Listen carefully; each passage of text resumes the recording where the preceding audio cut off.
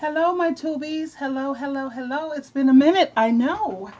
It's been a minute. I've been hanging out with my sister soldiers on the women's group, and we've been really very busy and just hanging out, and of course working. And I was also working on my book, which is going to be hopefully ready sooner than I thought. Oh, yeah. Let me see, December. I have like 2 more months to go, 2.5 more months to go. Right now, I want to introduce you to someone else who is wonderful when it comes to understanding narcissists. And I suggest very strongly that you go to his page. His name is Doc Reid. That's DocReid. And I suggest very strongly that you subscribe to this man's page because the way he breaks it down to help you understand very clearly when you are being manipulated by a narcissist and when you are involved with the narcissist. Listen in and tell me if you can identify with what you hear. Like to call you because you're so amazing and beautiful. Hey, listen, today I want to talk to you about the strongest drug that is known to man. Yes, I know you thought that it was cocaine. I know that you thought that it was heroin. No, no. I am talking about a narcissist. Now, today I'm talking about I'm talking to one of several type of women. I'm talking to those of you who you've been involved with a narcissist and you already know how crazy that is. Now, some of you are in relationships with narcissists. You don't even know that you are. Okay, some of you have no idea what in the world I'm talking about, and this is just informational to you. Whatever doesn't. That's right. I like the point that he brought out that some of you are involved with narcissists and you don't even know it. You don't even know it because I know that when I was involved with my ex narc, I didn't have a clue what that was, what was going on. But anyway, it's always great how Jehovah God and Jesus Christ open my eyes and how they are bringing this to everyone's attention so that we can protect ourselves.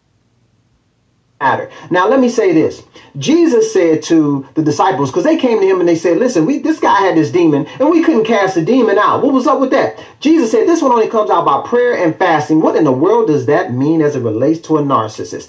The narcissist is not susceptible to normal relationship behavior. Okay, you don't just get over a narcissist the same way that you would get over somebody that it just didn't work out and we just broke up. Now, the narcissist is like a drug pusher. Okay, he is pushing that strong narcotic right in your veins. The narcissist is very manipulative. Okay, and has absolutely no empathy whatsoever. So whatever you're going through. Did you hear that?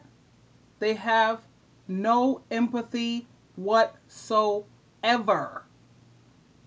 Whatever pain, okay, and torture they cause you, they don't even have the capacity to feel for you in any regards. All right, so there's no remorse and they take no responsibility for doing this. Now, here are some of the symptoms that you will have after being in a relationship with a narcissist. You may feel depressed. Okay, now this ain't just normal depression, this is extreme. I'm talking about rage, bouts of jealousy.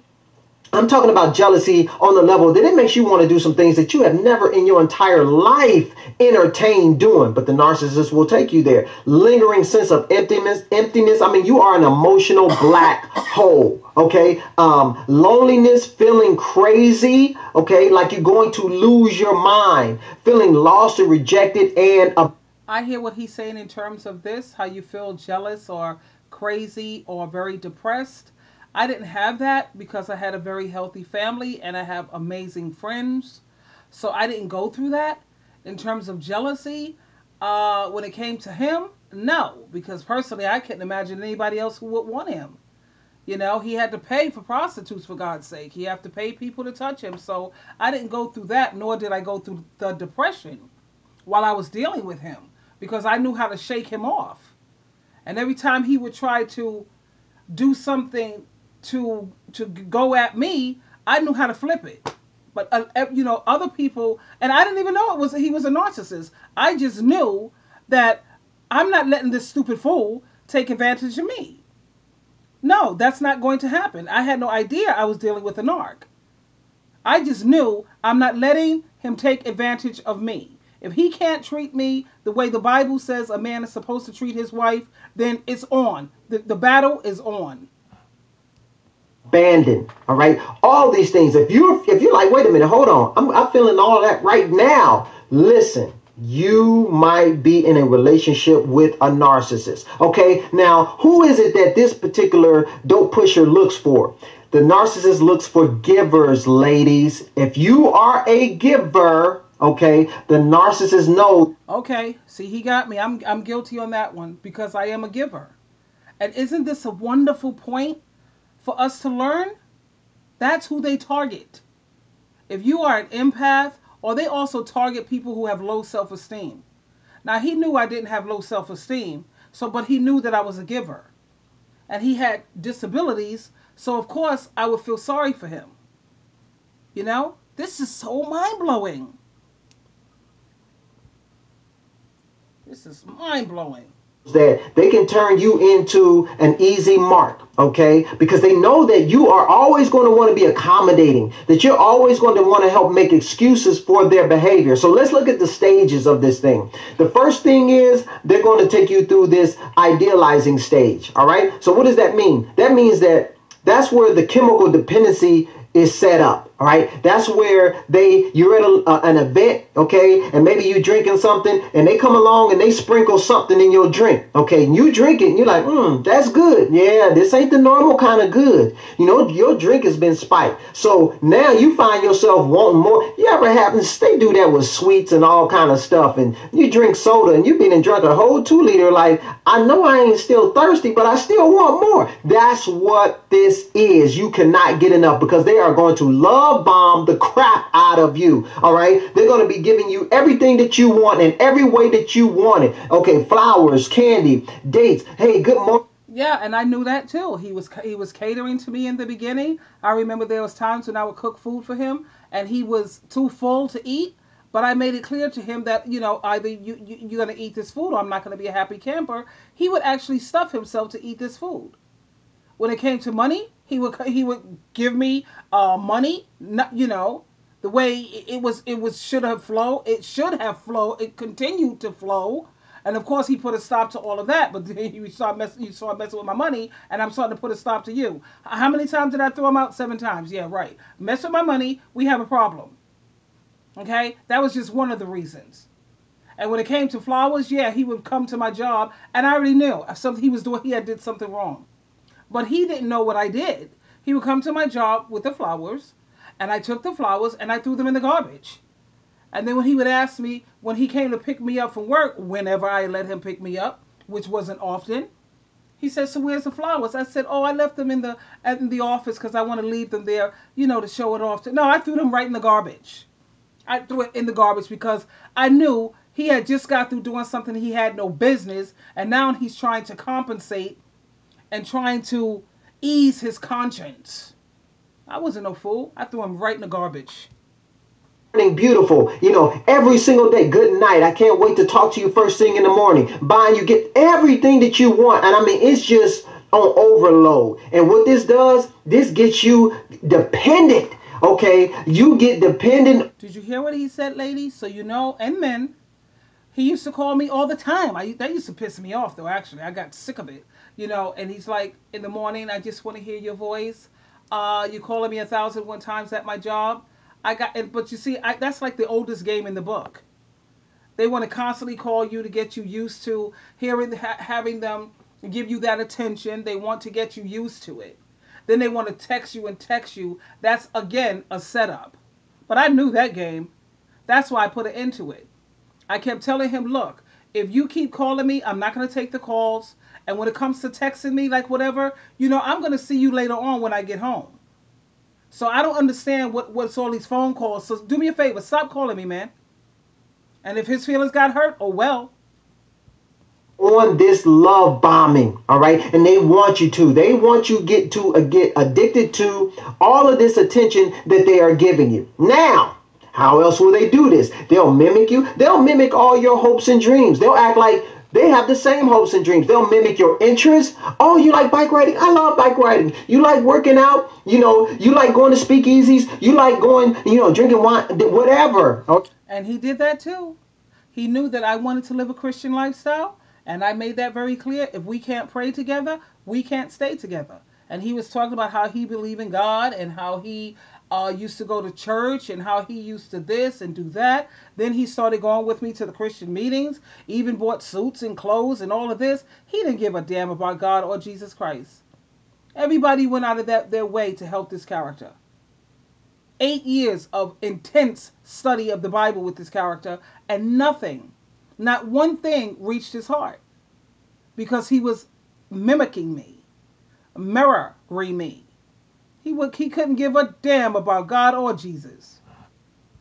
They'll mimic your insecurities. Yeah, I was abandoned as a child. I always felt rejected. Oh, you did too. I felt that way because they know that we are more inclined to connect with people that we feel like there's some strong sense of commonality. So they want to be, they want to be common in ways with you, like as many ways as they possibly can, basically. All right. So after they do this, they'll look at your beauty. All right. They'll say, oh my God, your hair, your skin, your eyes. I mean, they would just obsess over your physical features. I mean, listen, we know that women are wired to be desired. So when a guy is doing this, I mean, listen, he's speaking your language. Now, he will also start to bring up his ex. But the way he'll bring up his ex is he'll say things like this. He'll say, she was always putting me down, and no matter what I did, it was never good enough for her, and, all this kind of stuff. And he'll start to. And that he did. He definitely brought up Nadine, talking about she was crazy and how she was, she bit his ear off. Oh my God. It was never Nadine. It was never any female who had ever dealt with this character. The women were innocent. The women were sane. The women were innocent. That's the best I could say, because after having dealt with him, I see who the culprit was. And it was never the women, ever. Specific little things, but this is to set you up and to warn you that you better not say these things. Okay. Now he's not saying it like that, but knowing that you are a giver, see, we needed that. I mean, that's a target. Then you're not going to want to hurt him in the same way that she hurt him, because now by him having this conversation with you, you can see how devastated he is, and you would never want to hurt him in that way. Okay. So now, once we start this, now we're going to shift on you. Now we start to go through the devaluing stage. All right. Now this is where the arguments start. This is where the nitpicking start. This is where everything is now all of a sudden your fault. Okay. You're not as amazing. Okay. You're not as awesome as you once were. All right. During the idealizing stage. Now you are the cause of his problems, because see, he's always going to be the victim. Nothing is ever going to be his fault. Oh God, no. Okay. And then when you start in these arguments, or when you're in these arguments. Yes, I experienced that as well. Nothing I did was good enough.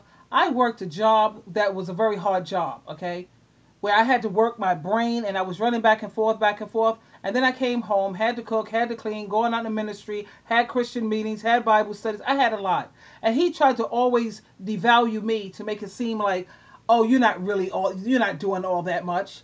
He had no appreciation at all. He complained about everyone in the household. Like he says, he's never to blame. Now you're going in circles. So you'll talk about something, think that you worked it out, and he will start right back up on you again like you never talked about it. You're like, wait a minute, we just talked about this. I mean, am I going crazy? Yes, he is trying to make you crazy. Gaslighting, he's telling you little lies and doing little things that he knows is wrong. Okay, and then at first you're not gonna say nothing about it. You're like, I don't want no trouble. I ain't trying to, but then you can't take it. It's like, no, wait a minute, this is just obvious. Now when you do. No, but I wasn't that kind. No, when he did something wrong, yes, I did bring it to his attention, because it's not going to be tolerated. In terms of gaslighting me, no, he could never do that. I mean, think about how many years he had brain damage from drug usage. He had TBI. I was like, I'll be damned if I let this stupid fool get the better of me. So what I used to do is I used to have a tape recorder. And when we had conversations, I used to record them. And then when he came up with that stupid nonsense, oh, I didn't say that, I didn't do that. And I said, okay, really? And then I would play it. Is that you? And then what did he do? Stand there and look stupid. Bring it up, he's gonna say, I don't know what you're talking about. What are you talking? I didn't do that. See, why you now? See, you're the problem all over again. The triangulation. Oh boy. So now he's gonna bring somebody into the situation to try to pit them against you and make you feel like you're crazy. Oftentimes that's an ex. All right. Oftentimes that's that ex that he was talking about that he used to complain to you about. Now all of a sudden they're best buds. She understands him in ways that you don't understand him. Okay. Yeah, he used to go to females at his job and make all these complaints, but no one would ever look at me like I was the crazy one because they saw how his temper was. I mean, he got, how you say, suspended 2 or 3 times. First, they wrote him up 2 or 3 times. Then they had to suspend him. His sister has kicked him out of her house constantly. Everywhere he goes, he gets kicked out. Ex-landlord sat up there and packed all his bags and had him sitting outside the door, so he could never make me look crazy because people already knew what time it was.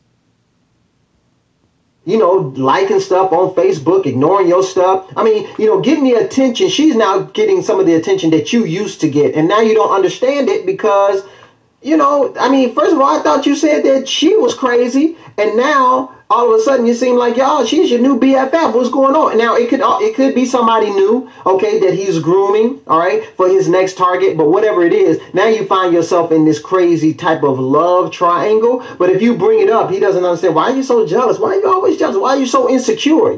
See, that's the thing I'm talking about. He did do things to disrespect me. Like when we would be out, he was always looking and lusting after some woman, always light skin or pale skin. Actually, it wasn't just looking at women. Anybody who had a big behind. It could be transvestites, it could be a man, it could be anything, you know? And that used to push my buttons only because, not because I was jealous. It was because you're not going to disrespect me. Because you see, you disrespect me and you come home and you find your bags outside the door. He knew how far to push me. Can't be with somebody like you because you're just not confident. Now you think that I used to be confident, I used to be somebody that was strong. Now all of a sudden, how is it that I've turned into this person that seems all insecure? It's because he has tried to make you this way. Everything he has done since he set eyes on you, all right, has been set up for you to go crazy, all right, because that is what allows him to pull off this con. Now, all right, here is where he begins to discard you. Okay, like you are yesterday's trash. Okay, and listen, he does it so smooth. Like, what I'm saying? It just meant nothing to him. He is going to torture you. He is going to. Yeah, he tried that stunt too, where he used to buy me a bus pass, and then all of a sudden he stopped doing that, and he used to do certain things, and then he stopped doing that. But you see, I'm the type that we had a family meeting every Saturday. And on Saturday, I would bring that to his attention. And I would let him know, you don't do that much for me. You sit up in this house and you go out to work. He worked what, some 2 or 3 hours emptying little bitty garbage cans from the office. Really? And he started that at 12:30, 1 o'clock. He was done by what, 3, 4 o'clock? So I had to bring it to his attention. As much work as I do around here, no, you're not going to sit up here and make cutbacks when it comes to me. That's not happening. And then I also made it very clear to him. When it comes to the money that you give me monthly, no, that's not enough, because if I was to kick your ASS up out of here, let's see how much money you're going to pay on the outside. So he didn't believe fat meat was greasy. What did I do? I kicked his ASS up out of here. What did he do? He came back, trying to come back, what, 2 months later, 3 months later, talking about, I realize it's cheaper to keep her.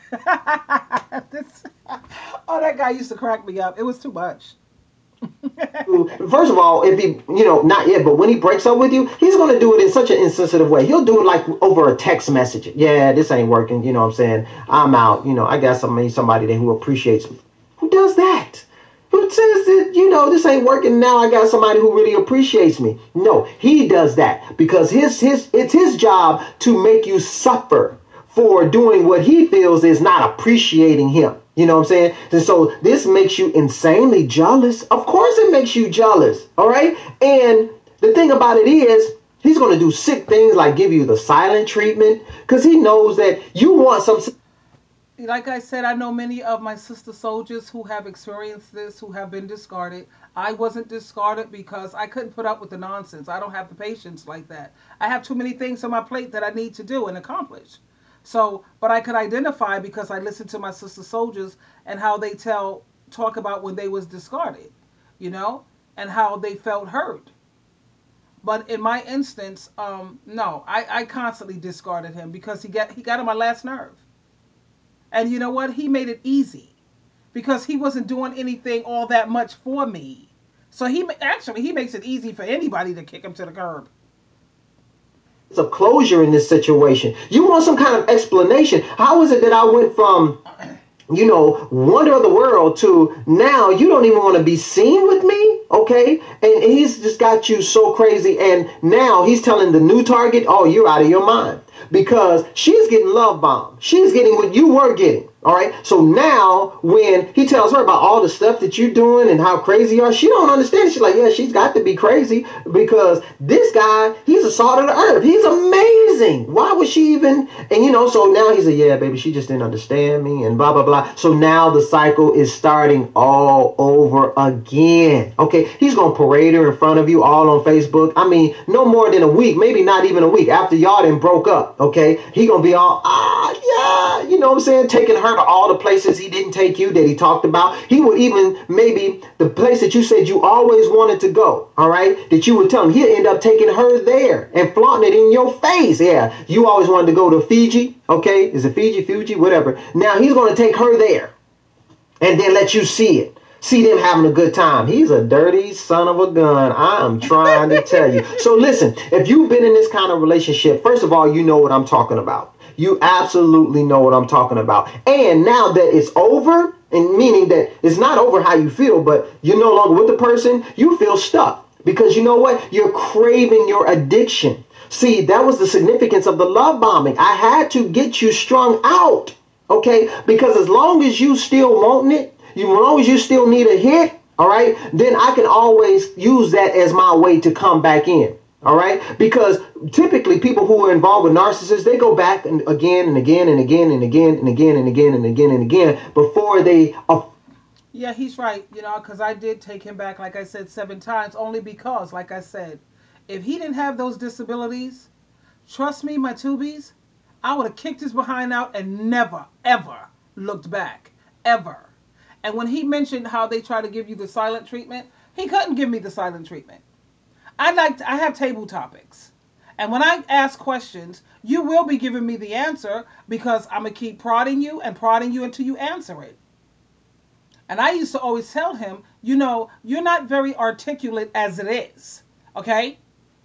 You're not very fluent when it comes to speaking. So when I'm asking you questions, you need to practice so you can learn how to be a little more articulate. So he could never give me the silent treatment. I didn't put up with none of that garbage.